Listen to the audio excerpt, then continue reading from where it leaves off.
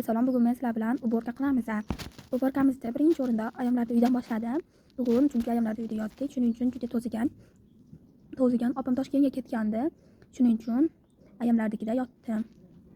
Va pastga ko'rpa yozib yotgandik. Birinchi o'rinda ko'rpalarni taklab yig'ishtirdim va ayamlarni devoni plastinasini yig'ishtirdim. To'g'irladim. Chiroyli qilib to'g'irlab bo'lganimdan keyin terimolar, changlarni artib chiqdim. Terimoni ustilaridagi keraksiz narsalarni olib tashladim. Juda ham top-toza bo'ldi o'zi ham.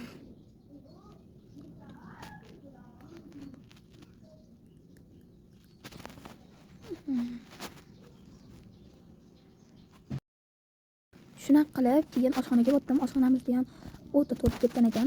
Nimaga ko'p oshxonadan tozalayman? Chunki oshxona tez to'ziydi. Chunki u yerda ko'p o'tiramiz, ovqatlanamiz. Va oshxonamizda birinchi o'rinda stollarni ko'tardim, gilamlarni oldim, ukamning kiyimlarini taklab qo'ydim va pilisosladim. Lekin shipirishni yaxshi ko'rardim. Bu safar pilisoslab qo'ya olay dedim va tez pilisoslab tashladim. Keyin stollarni joyiga tushirdim, yaxshilab top-toza qildim, joyiga tushirib, gilamlarni joylashtirdim. Stoldagi uchoqlarni oldim, artib chiqdim stollarni. Top-toza qilib.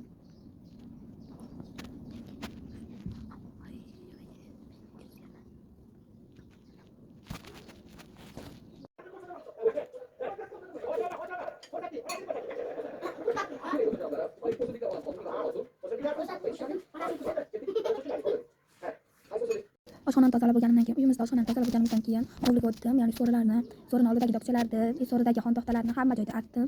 Birinchi o'rinda xontaxtani artdim. Xontaxtani artib, so'rlarning chekkasini artdim, so'rini oldidagi dokchalarni artdim. Juda top-toza qilib artdim. Shunday qilib hamma joyda tozalab oldim. Bugungi ishlarim shu bo'ldi.